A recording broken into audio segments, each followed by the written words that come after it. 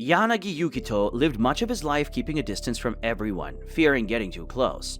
That all changes for the young orphan when he meets the eccentric and possibly foolish Sagawa Jingi, who takes him to the island of his forgotten childhood. Here he learns about his past, his family, and the new power of the ley lines as he trains to control the power that has been a source of fear for him. Will Yukito learn to control this power? What secrets are waiting for him on the island? Keep watching to find out. Yukito is practicing a new technique with the help of Jinshi, who comments that the young man's problem is not the output of energy, but its control. As the lesson goes on, Yukito feels the tremors in the earth, seeming to awaken something in him, but just as quickly as it happened, it disappeared.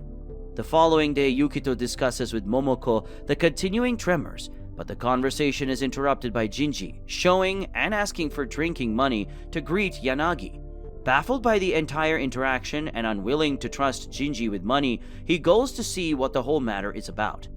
The two arrive at the grave of Jinji's master, Yukito's father. As Jinji offers the drink to himself and his old master, more people show up to pay respects. There it is finally explained to Yukito that his father perished trying to contain one of the two great dragons, who was rampaging and destroying the island after the disappearance of its counterpart, the water dragon. Seeing the love and fondness so many people had for his father, Yukito feels closer to him than before and honors him along with everyone else. As the celebration goes on, Yukito looks back to see Ibara Ichijo, the girl who was following Aka Ibuki, clearly upset. Jinji goes on to explain that today was also the anniversary of her parents' death. Yukito also notices a set of keys near the grave and deduces it must belong to Ibara and makes Jinji take him to where she is. Later, as they walk around the first island, they too are greeted by the disciples of Haruaki, Chataru, and Yako, who have traveled to check on the towns after the earthquake. Upon realizing that they are meeting Aka, the disciples find excuses to quickly leave, not wanting to get involved in the drama and rivalry between their master and Aka.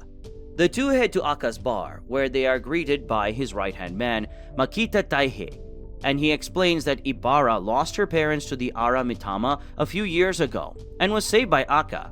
It was this type of loss that led many to follow Aka on the path of exterminating Mitama. Taihei calls Ibara over and Yukito hands her the keys, apologizing for any distress their rowdiness might have caused. This tender moment does not last long as Jinji detects an Ara Mitama of impressive fire energy nearby. Upon hearing this, Ibara rushes off alone to face this threat. Yukito and Jinji follow suit, with Jinji stopping by to rescue civilians and ordering Yukito to go ahead. Ibara finds the Mitama first and readies herself for battle. She activates a lightning mantra but has difficulty closing on the creature. As she takes a hit, she hears her father's voice from back in the burning house, telling her to run, but that strengthens her resolve to never run away again. This promise gave the will to strike back, landing a blow against the creature. However, the creature still proves too strong for her, and just as she's about to be burned away, a shield of water rises before her, blocking the blast, and Ibara sees Yukito, who asks if she is alright. Ibara thinks back to the day of her parents' death, the Fur Ari Mitama closing in and Aka arriving to stand in between them, noting how Yukito seems to resemble Aka at this very moment. That moment does not last as the Mitama continues to barrage the shield. Yukito loses his composure with each blast. He attempts to fight back but finds his attack has no effect. They are joined by Shitaru and Yako, who strongly recommend leaving the fight.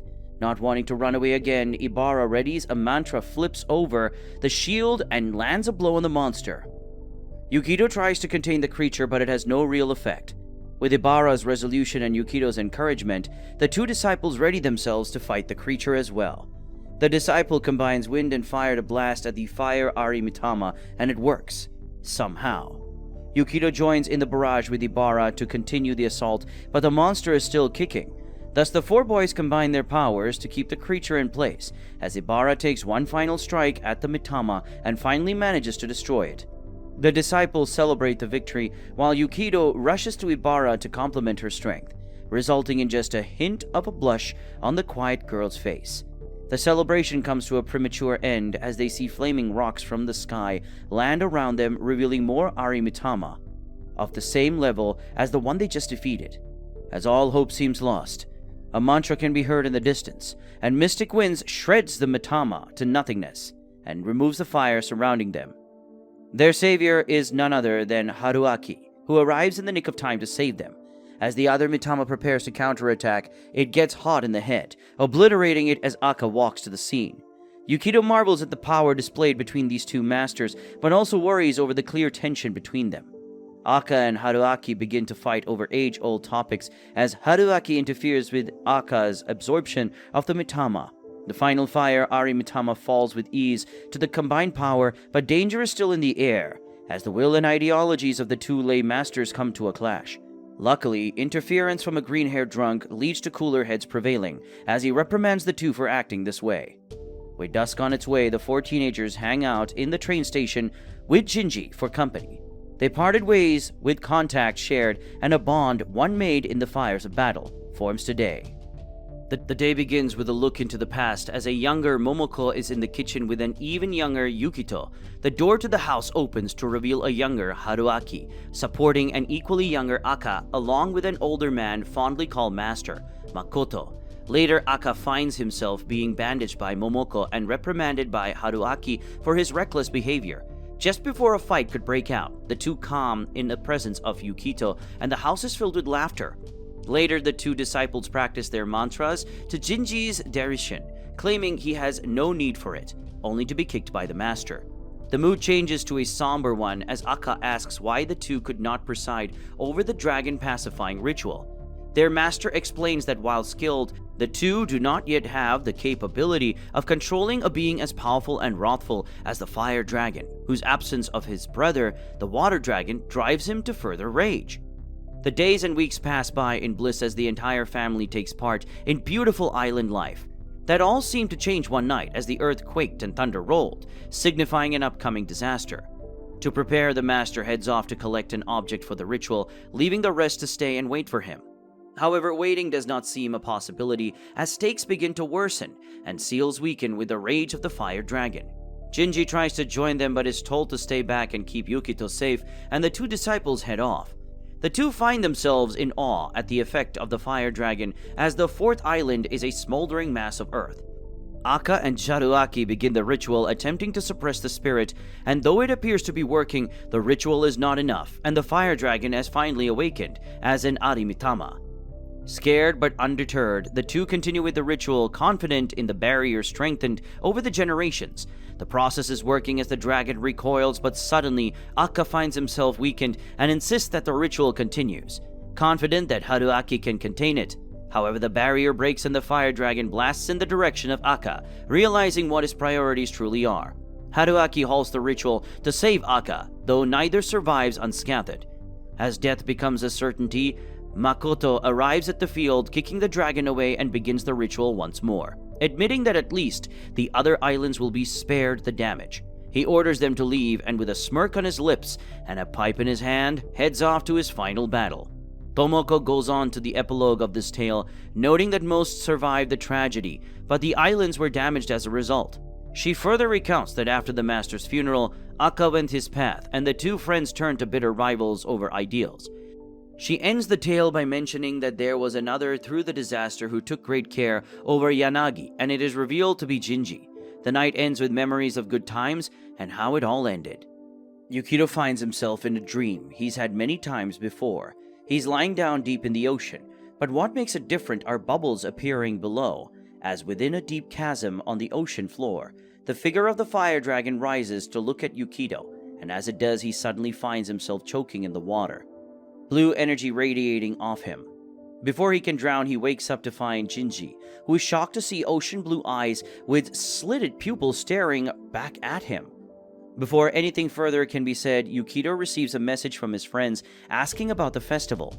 Learning that there is one at Kasen Shrine, he eagerly lets them know he's coming.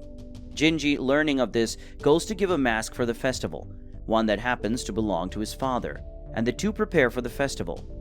Yukito marvels at the sight of the festival and the sight of Jinji actually having friends, but he is even more dazzled by the sight of Ibara, who hides her face and messages Yukito appreciation for his compliment.